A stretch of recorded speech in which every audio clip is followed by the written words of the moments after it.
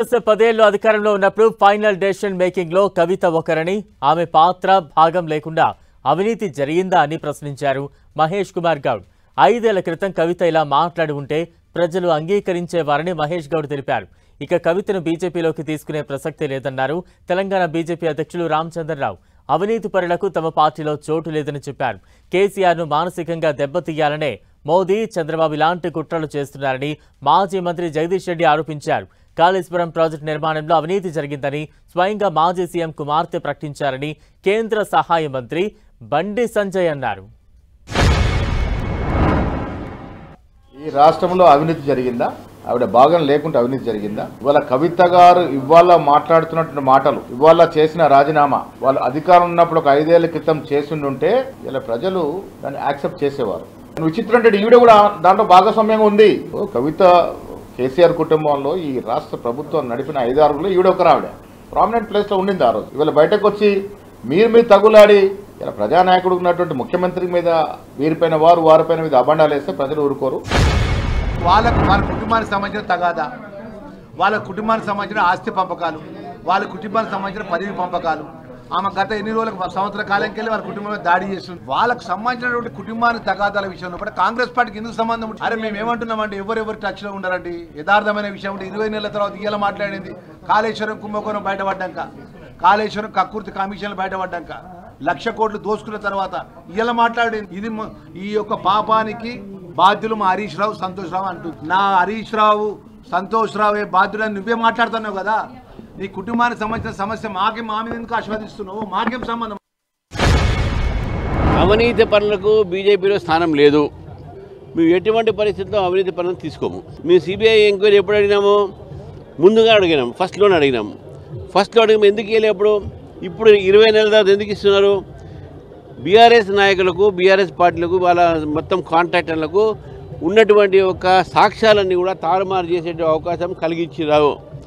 Congress party BRS నాయకులకు, కాంగ్రెస్ ప్రభుత్వము BRS పార్టీకు ఈరోజు వాళ్లకు సాక్ష్యాలను తారుమారు చేసి గాయబ్ చేసేటటువంటి ఒక వెసులుబాటు అందించారు. కాబట్టి మేము అడిగినప్పుడే వాళ్ళు చేస్తే బాగుంటుండే. ఇలా కేసీఆర్ సొంత బిడ్డనే చెప్పింది అవినీతి జరిగిందని చెప్పండి. ఇలా కేసీఆర్ సొంత బిడ్డనే చెప్పింది అవినీతి జరిగిందని చెప్పండి. అవినీతి జరిగింది వాస్తవం. ఈ భూమి మీద ప్రపంచంలో ఈ భూమి మీద అత్యంత పెద్ద స్కామ్ ఏదంటే కాళేశ్వరం స్కామ్. ఇలా అవినీతి జరిగింది వాస్తవం. అవినీతి జరిగిందని కాంగ్రెస్ పార్టీ చెప్పింది, అవినీతి జరిగిందని మేం చెప్పినాం. ఇవాళ సిబిఐకి ఇవ్వాలని చెప్పి ఎప్పటి నుంచి బీఆర్ఎస్ పార్టీ నుంచి డిమాండ్ చేస్తున్నాం. ఫస్ట్ సిబిఐకి ఇవ్వాలని డిమాండ్ చేసింది నేనే. రాష్ట్ర అధ్యక్షుడు ఫస్ట్ డిమాండ్ చేసింది నేను సిబిఐకి అని చెప్పండి. ఇవాళ కాంగ్రెస్ పార్టీ 2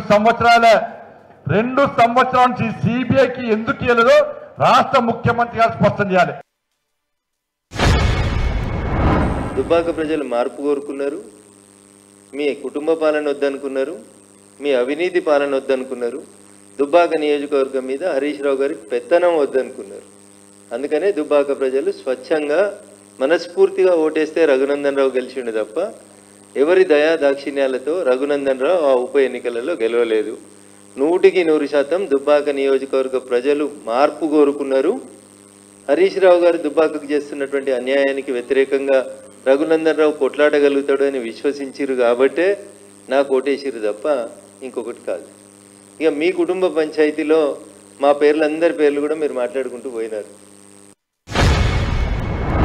బీఆర్ఎస్ పై వస్తున్నటువంటి కుట్రపూరితమైనటువంటి నిందాపూర్వకమైనటువంటి ఆరోపణలు వస్తున్నప్పుడు దానికి తావీయకుండా చీల్చి చెండాల్సింది పోయి, ఖండించాల్సింది పోయి, వాళ్ళకు ఊతమిచ్చేటువంటి విధంగా కొంతమంది మాట్లాడడం అనేటువంటిది చాలా బాధాకరం, చాలా బాధాకరమైనటువంటి విషయం. ఈ తెలంగాణ ప్రస్థానంలో, పురోగమనంలో, భవిష్యత్తులో ఇటువంటి పాత్ర అనేటువంటిది ధ్రువపాత్రగానే ఉంటుంది.